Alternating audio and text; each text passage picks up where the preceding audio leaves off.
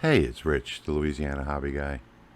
In this video today, we're going to talk about learning the basics of Lightburn. And I know there are a lot of videos out there, even from the creators of Lightburn themselves, that talk about the basics, but I don't think any of them really get in depth enough where you can get a complete understanding of how to get started using the design tools. And that's what we're going to talk about today. Specifically, we're going to stick to vectors, raster, and some of the different controls. So let's start off by looking on the left side here. This left side toolbar is going to have everything that we need to work with. And when I say everything, I mean everything is here in Lightburn. There's no need to go to third-party websites. You don't need to use Corel. You don't need to use Adobe Illustrator. Once you've learned Lightburn, everything that you need is here in this software. So let's start off by talking about vectors. Up here we've got our rectangle, our ellipse, and we've also got our polygon. And all three of these do exactly what they say. Now, to draw a perfect square, we would use our shift key and then click and draw, and you see we have a perfect square. For the circle, we would press the shift key and get a perfect circle. See the difference between these? For the polygon, we'd press the shift key and get a perfect polygon. If we didn't want a perfect polygon, we could manipulate it with the mouse however we wanted, but holding the shift key constrains it to a perfect shape. Now I'm going to press Control A, which selects everything, and delete it. Now, one thing I found kind of funny was I watched one tutorial, and I've watched many of the tutorials online, and almost all of them are just so far out there. They're sort of workarounds that people have developed because they don't completely understand the software. And one guy, I'm not going to mention who he was, he had a piece of acrylic like so, and he wanted to fit this into an LED light stand. And he wanted to make another piece here, like so. And this piece would actually fit into the light stand. But he didn't want these pieces on the inside. He wanted it to be all one shape so that he could cut it out. And he went through about 20 steps to do this, which I found really hysterical. Because all you have to do is line up this rectangle, drag over the whole thing, and come down here and weld the shapes together, and it's done. It's just that simple. So this is the reason why I'm putting this together, is because it seems like everybody's found workarounds for everything. And like I said, Lightburn has just got all the tools that you need. And let me back up a little bit. The undo up here on the top toolbar is an unlimited undo. It can bring you all the way back to the beginning of a project, no matter how long you've been in it. If you've had 200 steps in the project, you could back up all the way to step number 3 if you needed to. And that's a great feature all in itself. So now I'm back to my 2 rectangles that I drew. And what I did was I welded them together right here. See, this says weld all shapes together. I could have used this one, because this one is only for 2 shapes. I don't know why they have 2 of these. I just don't know why. But this is weld all shapes. I think that's the only one that you need. And then this one here is a different, you can subtract one from the other. So if I were to subtract one from the other, you see what happens? And then the order in which you select them makes a difference. So if I select this one first, and then this one second, and I come over here to subtract, that's what happens. However, if I select this one first and this one second and then come over here to subtract, it subtracts it from the bottom. So the order in which you select it matters here, and you could see where that would be very useful. However, if I just wanted to weld these together to get rid of all of these lines in the middle, I would just hit that button right there and we're good to go. That's one function. So now I did see another video, and we'll back this up again, where someone wanted to make an offset corner over here. And my goodness, it took forever. He was drawing it with a pencil. It was just incredible. It was probably a 10-minute video just on that. Well, if I take my rectangle, and he wanted it to be a perfect square, so I'll hold down my shift key. I'll draw a perfect square. I'll align these to where I want. And usually what I'll do is I'll use the grid as a guide, and I'll align it to 2 points on the grid, these 2 points here, and then I'll take this one and align this using the snap feature like so.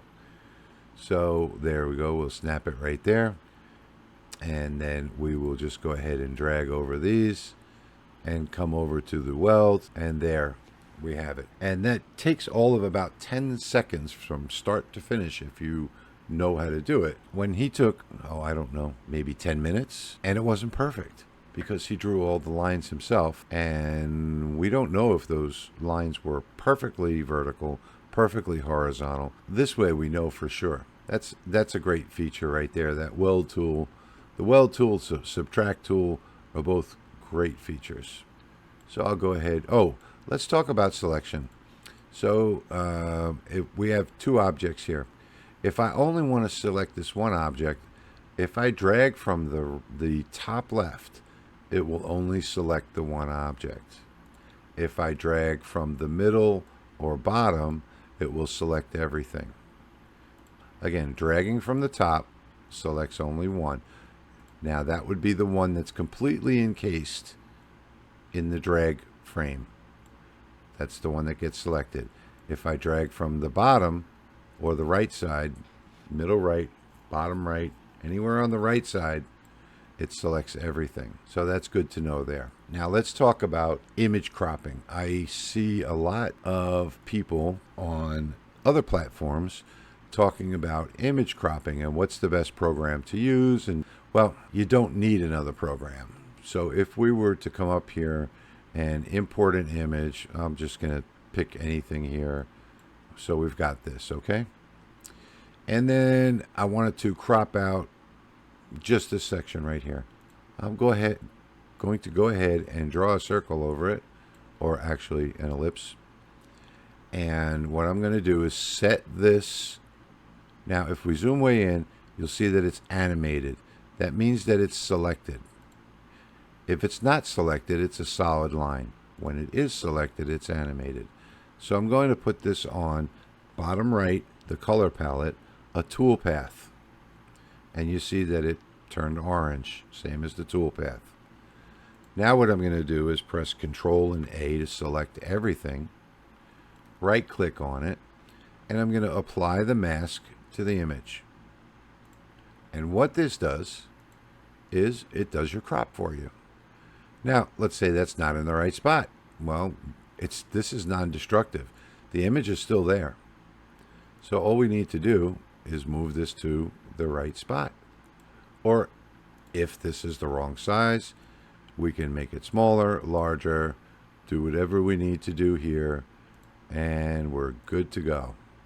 Now another thing too, you can select it again, right click again, and come down here to flatten image mask. Now once you've done this, you've destroyed the image.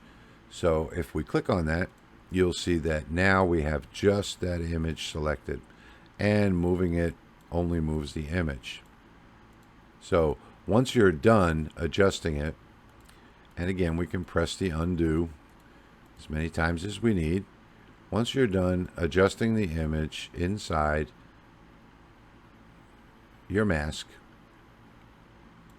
that's when you go ahead and right click and flatten the mask. Now here's another cool feature. So let's say that we wanted to use, let me get back to the beginning here, and you'll see that I can undo as many times as I need to. Let's say I want to use this image as a background, and this isn't the greatest image to use, but you'll get the point. and I take and type over here just some text. It doesn't matter what it is. And then I go ahead and select it. Now another thing too is that whenever you're in a tool, so if I double click on this text, it'll put me into that tool. Okay, you see I'm back into the text tool. If I want to get out of that tool, all I have to do is press escape. If I press escape again, it puts me to the selector tool, and I can now move this around. So now I'm going to use this image, and the image could be anything, as the background for this text. You can get some really interesting backgrounds this way. So again, I'm going to put this back bottom right on the toolpath. There we go. And I'm going to press Control A to select everything. I'm going to right click again and apply mask to image. And look at that. We have a really interesting background for our text. And this is something that burns really cool that I've never seen anyone use on any of the other platforms. Again, we can go ahead and select the entire thing. We can still move this around so that we get the image exactly the way we want. And then we right click on it and we'll flatten the image mask. Now it becomes permanent, and no matter what we do, it's going to stay with that text. Really great feature, really powerful feature. All right, the next thing we're going to do, I like to do a lot of clocks. So I'm going to press Shift and I'm going to draw a perfect circle. Now, I'm moving the work plane by just holding down the center button on my mouse wheel. You can, if you don't have a center button on your mouse wheel, you can press the space bar and click and drag it around, or pressing the space bar activates this drag button up here. You can just press the drag button to move around. So we've got that done. So now we've got our clock face. What I do is I'm going to make this simple. I'm just going to put a number in here, and we'll put the number 1, and we'll come up here to the height, and we'll just scale that down like so. And then what I'll do is I will hit my selector, select everything, and come up here to the bullseye, and I will bullseye this. Okay, now I know that that number 1 is directly in the center. I'll click on the number 1. I'll use my arrow keys now so that it stays perfectly in the center to get it exactly where I want. And this is the beginning of my clock face. And actually, I would probably make this a little bit smaller because we have a smaller circle here. To use my arrow keys, I'm going to click on my number. Then I'm going to hold Control and click on the outer circle. Then I'm going to come down here to create an array. Click on that. Now the important thing is operation. If we didn't click the way we just did, clicking the number and then the circle, let's say we just clicked everything like so and came down here, that's not what we want. So order of operation is very important here. We're going to click the number, then we're going to press Control or Shift and click the outer circle. Then we're going to come down to array. Now in here I want 12 copies, which are the 12 numbers. I want them to start at 0 degrees, end at 360, and that's all we need to do. Now over here, you can, if you want the numbers to go all the way around, you can rotate them with the circle. For a clock face, I kind of like it this way, but most people don't, so we'll just turn that off and say OK. Now at this point, all you need to do is double click right here, backspace, make it a 2. Click, backspace, make it a 3. And just go all the way around the clock. And that's how you would use the array tool. Another thing that I use quite a bit is the corner radius. So if I were to take a rectangle and come down here to corner radius in the bottom left, and let's say I set it to 9. 9 is about my favorite usually. Then I come up here and you'll see if I get to a corner, the controller, the mouse will turn into a bullseye. So all I have to do is click, and then in each corner, and I have my perfect corner radius. I use this one quite a bit. So the next thing we should talk about is arranging items. I'm zooming out by rolling my mouse wheel. You could also zoom out up here using the zoom feature. And another nice thing too is this dotted square. This dotted square, when you click on it, will zoom to your selection, your workpiece. So let's go ahead and create another rectangle and go to the selector tool. Now notice nothing is lit up here because we don't have anything selected. So we're going to go ahead and select these. Now I love these little icons up here. You can get to them from the main menu here too, but I prefer to use the icons. My favorite one is the center. So if I click on this, it will align them perfectly centered. You could also align them horizontally by the top, by the center, and by the bottom. And this is a very useful feature. Another thing over here, this is one of my favorites because I like to, when I'm getting ready to burn the item, I like to do it right in the middle. So if I click on this, I click over here to move to page center. It moves everything to the center of my workbed. And that's where I usually start my burn. If you use the upper left, you just choose upper left and it positions it perfectly. Or lower left, which would be like a diode laser. This is the lower left. But my preferred is page center. That's where I work on everything on my laser. Now you can also adjust the height and the width. And again, depending on the order that you select these, so if I select this one first and then this one second, I can come over here and make these both the same height. Now watch what it does. It shrinks the first one that I selected.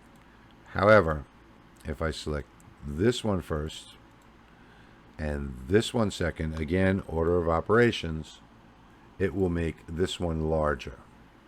Okay? And also you can do the same thing for the width. You see now they're both the same exact width. And then if we clicked on here, you'd see how easy this can get. And move this to the page center. So these are just some of the features. Now we're going to get rid of this one.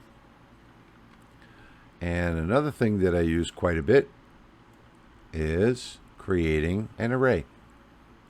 Now I've got one here, and when I make templates, for instance, when I'm burning 9 pieces of slate coasters, let's say, I would select this one. I'd come over to array, left side, click on that, and I would do 3 across my bed this way, and I will do 3 across this way, and there we have 9 of the same object.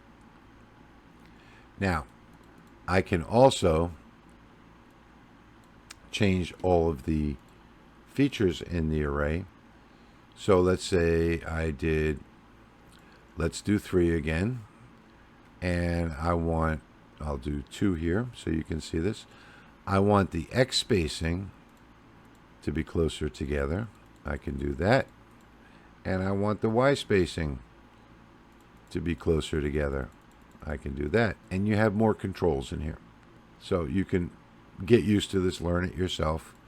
Really is a great feature for doing templates and things like that. So let's go ahead and get rid of these again. And basically talk about the window button. On other platforms, I see lots of questions about, I don't have this, I don't have that. Mine looks completely different than yours. You can do anything you want, arrange these palettes any way that you want in here. For instance, let's say you have a lot of these windows over here, and this is hidden or half hidden, your color palette. Well, right over here, you could just go ahead and grab it, and move it somewhere else. So we'll move it up here, for instance. That gives us a little more vertical room over here for our different windows. These, you can grab any of the title bars and pull them out. So now our cuts and layers is out here. So if you wanted to have this here and you wanted it to be narrow and always visible, you could put it right there, out of the way. And then that way, whenever you draw something, your cuts and layers are always visible. If you don't want it there anymore, just drag it back. Now notice the background turns a different color. That means that it's ready to drop. When you drop it, it's now back on the tabs here. You can move these tabs over, put them in any place that you want. You can move all of your different windows around. There, you can close them if you don't want. So for instance, let's say we didn't want the console, just close it. If you needed to get it back, come up to Window and come down here to Console, and that will bring it right back. And then you can take and drop it right back over here. And you move it around wherever you want it to be. Put it over here. Then you can grab over here, move up, move down, make things larger or smaller. Over here, like in my art library, I can make my icons larger. I can make them smaller. I can move the cut library over here, art library over here. Those two, I have other videos on creating libraries. You might want to take a look at those. I'm going to go ahead and put this back where it came from, on the bottom. You could put it on the top. You could put it on the side. You can put it wherever you want. And you can do the same for this. You can move this up top if you want. You can leave it on the side. These are two separate toolbars here. You can put them all on the top to give you more workspace, whatever you want to do. So that's basically it. That covers most everything. I did forget these two up here. These two are your general settings in here. And this is where you select all of your general settings, which should all be set up from the time that you did your original setup. And then over here you have your device settings. If you needed to change the width or the height for any reason, or the job origin. Over here you want to have auto home on startup. If you have limit switches, and definitely want to check this fast white space scan. Now if you have a diode laser like I do, which is an Ortur Laser Master 2, all of the Orturs with the NEMA 17 stepper motors, which is all of them, are going to operate between 9 and 10,000 RPMs. If you have a regular LM2, it's going to be 9,000. If you have the LM2 Pro, it's going to be 10,000. I keep my white space scan on 8,000. And what that does is the area that's not being burned by the laser, and for instance, you may have something like this rectangle right here, and it may be really large. And maybe let's do an offset on this, which we didn't cover. We'll offset the shape by 4, and let's make it regular corners or bevel. Bevel's good. And we'll offset it outward. Now you'll see the dotted line means that that one is selected. So what I'm going to do is I'm going to hold down Shift and select the inside one too, and I'm going to come up here and group it. And now we have a nice frame. You'll see it's set on fill. If we preview this, let me turn off the traversal moves. You'll see what a beautiful frame this will burn. Okay. However, again, if we preview it, you see how it's burning? This is at a 0 angle. So all that white space in the middle, if we don't set our white space to 8,000, this would take 8 to 10 times as long to do, because it's going to travel at the same speed as the laser going across here. So what we're doing is bumping it way up by coming over here, setting it to 8,000. There's no reason for it to go slow. Let's let it go as fast as we possibly can. Hopefully your laser is secured. If not, sometimes that might be a problem. The laser might move. So I guess you'll want to test this first. If you don't have feet on your laser, if it's not mounted to a board, then you lower this number down. But these are all of your settings here. This is your G-code setting if you wanted to add any. And of course you got your additional settings. This is just simulation. So these don't actually affect the controller. Here you could read your controller and see what your settings are. So that's basically about it. I don't know if we covered the toolpath down here, but if we went ahead, let's say we ungrouped this and we selected just the outside and put it on T1, which is the toolpath, then that would not burn. If we come to preview, you'll see that that would not burn. Okay, let's set this to line so that you get a better idea. You'll see only that one line will burn.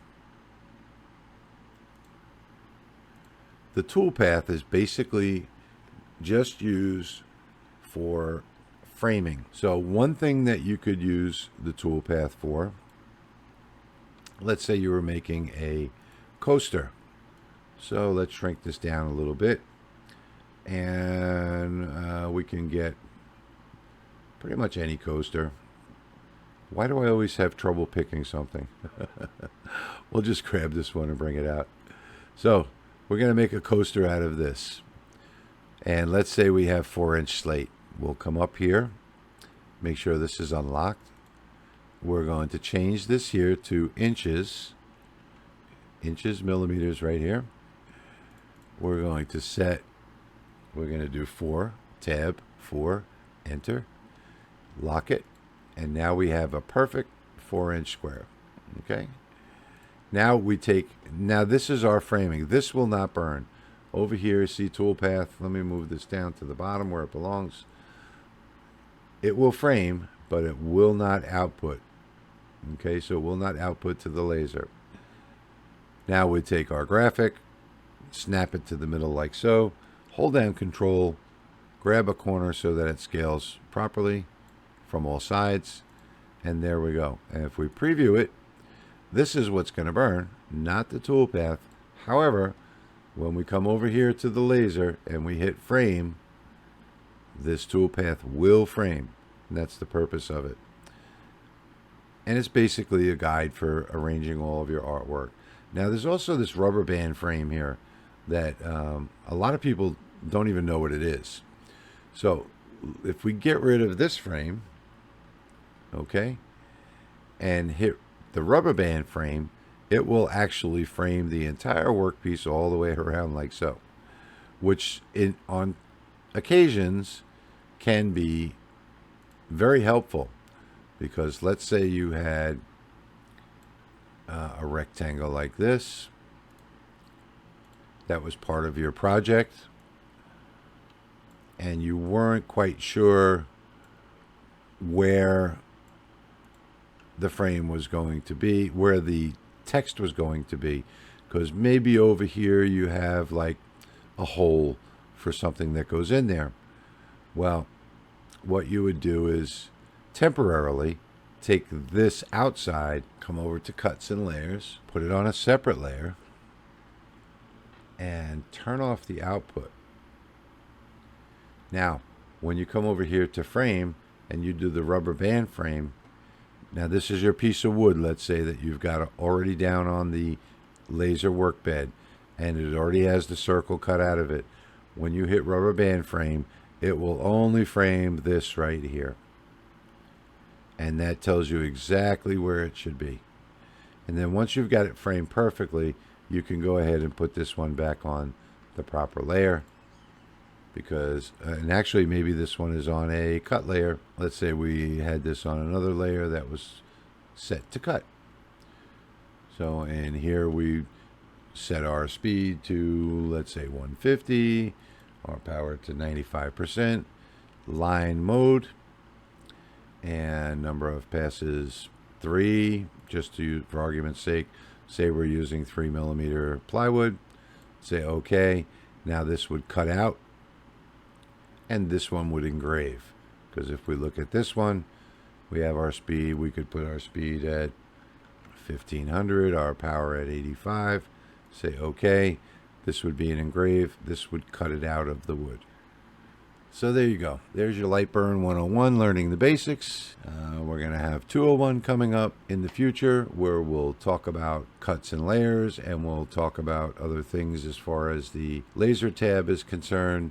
But hopefully this will give you a good start, and you won't have to look at 15 or 20 different videos just to find out some of the basics. I hope you enjoyed the video and you learned something today.